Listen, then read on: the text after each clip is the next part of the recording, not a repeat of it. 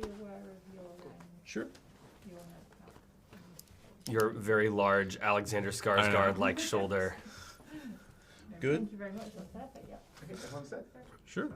Cool. When you're ready, Jimmy. Thank you. Okay. All right, Robert. So the opening scene really sets the movie for me, and like you can usually tell very quickly how it's going to go from there. And my favorite part, I keep saying, is the opening scene with that volcano and the voiceover and everything like that. First question is, who did the voiceover for it? And was that always the planned beginning, or that did it kind of evolve into that during like the production process at that point? That was always the beginning. That is Ingvar Eggert Sigurðsson, who plays the he-witch in the cave in Iceland. However, originally it was in Old Norse and subtitled, but we decided it needed to be in English to help people along. Gotcha. So this seems like it's like a version of like the Hamlet story at that point, but I also saw like it felt like it was Macbeth at times with like the disturbing imagery and the visions and the dreams. Did you find yourself thinking that as well, or? Yeah, I think we based the story off of a Norse legend about a guy named Amleth, which was the source material for Shakespeare's Hamlet. But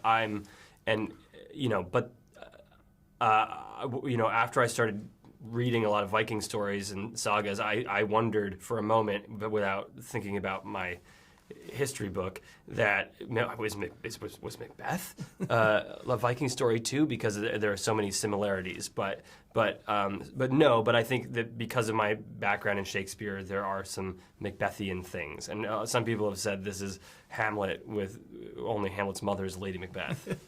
It was Hamlet with a twist of Macbeth, and I appreciated it a lot. The scene with Ethan Hawke and the young Amleth, where they were like, he was like becoming a man in that cave underground. Did you have a lot of input with like the blocking on that, or did you kind of just let them do their own thing down there? No one does their own thing in a Robert Eggers movie. The amount of specificity in the blocking and the camera work is pretty meticulous. I mean, yeah.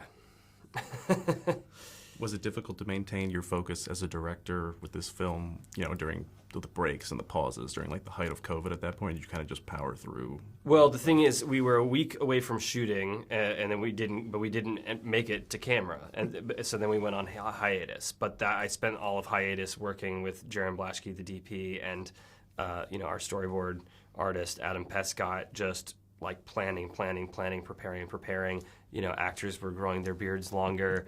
The sets were gestating into the landscapes. So yeah. But then when we were shooting, I mean, it was still, as it still is now, it was COVID times. But it was the beginning.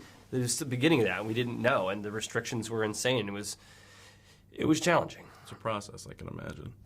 So it looks like you got the OG cast back together from The Witch in this film. You've got Anya, Katie, Ralph. How much fun was it to get to work with people, that you've done stuff with before? Like, you have a lot of fun with them on set still, even if they're not in it a lot. Yeah, of course. And, it was like Kate, was in a lot of scenes, which was nice to have her around a lot. We only had Ralph for a couple of days, but I love working with the same people. I'm also working with the same, DP and costume designer and production designer and editor and so on and so forth. It's great to have that shorthand, and it's also great to like trust each other, I noticed the one scene with the Valkyrie looked like she had a type of like braces on when she was flying to like, Asgard or Valhalla. But can you explain what that was, or? Yeah, the Valkyrie is not wearing braces, okay? Archaeologists have found a lot of Viking skulls that have horizontal grooves carved in their teeth. There's a lot of different hypotheses about what that could be, but I think the consensus is that it was some kind of like adornment that may have been filled in with enamel. And we could have given it to a lot of people, but we decided, let's give it to the Valkyrie. Yeah, because it really did stick out in that one scene. So I figured I wasn't the only person going to ask about it, but yeah. After the success of The Lighthouse, why did you choose The Northman as your next project? Like, what finally clicked with you and Alexander at that launch where you're like, we have to do this now? I didn't know that it would be the next thing after The Lighthouse. I find that I have to have a lot of pots on the stove, and you don't know, like, who's going to order what, but basically, after a trip to Iceland, I got into Viking culture, something that I was not all interested in for many reasons. But 2 years later, Alex and I had lunch, and he said that he's been interested in Vikings since he was a kid, unlike me, and that he always wanted to make a Viking movie, and that he'd been trying for 5 years with my friend Lars Knudsen, who produced my first movie, The Witch. And so then it seemed like we should, try to make a Viking movie.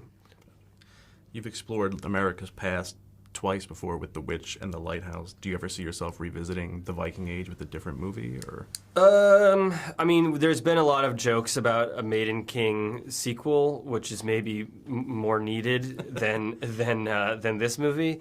But I don't know. I definitely want to do one more New England folk horror. That's for sure. Gotcha. Claes Bang was a great choice for the antagonist in this film. I saw him a lot in Dracula and The Affair a couple of years ago, but I was never familiar with his work. Was he always your first choice for this role, or is it something that just came to be about? Yeah, I mean, Claes, for one thing, is, I mean, this might seem like a trifle, but he is 6'4", and so is Alex. And so, in this final naked sword fight on a volcano, you need somebody who you think might possibly beat Alex. His exact match, I guess, at that point. Yeah. It's the best naked knife fight since Eastern Promises. I keep saying that. So. Oh, thanks. The title cards in between each chapter, were they in Swedish, or what language were they in? Those are written in runes, and they're in Old Norse. Okay. Yeah. I wasn't sure. I'll actually share something with you, which is that the movie was done. And everything was great. And then one of the Viking historians, Neil Price, was kind of looking over marketing material, and he said, "There's a rune typo." And it turned out that the last title card of the film was missing a line with a little slash through it, which is an A. And it said, the last title card doesn't say the Northman. It says the Saga of Amleth. But it said the Ska of Amleth. It's good somebody caught that. Yeah. He said, Neil was like, there's only about 40 people who would be able to pick up on that. Last question I asked Alex, a scale of 1 to 10, how much fun did you have making this movie? 13, but it was also really hard. That's more than Alex. Alex said 11, so Okay. you trumped him on that one. Well, Alex was naked, and I was wearing good rain gear. Gotcha. I appreciate it, Robert. Thanks All right, for your thanks. time. Great film. I loved it. Thank you. Thanks, guys.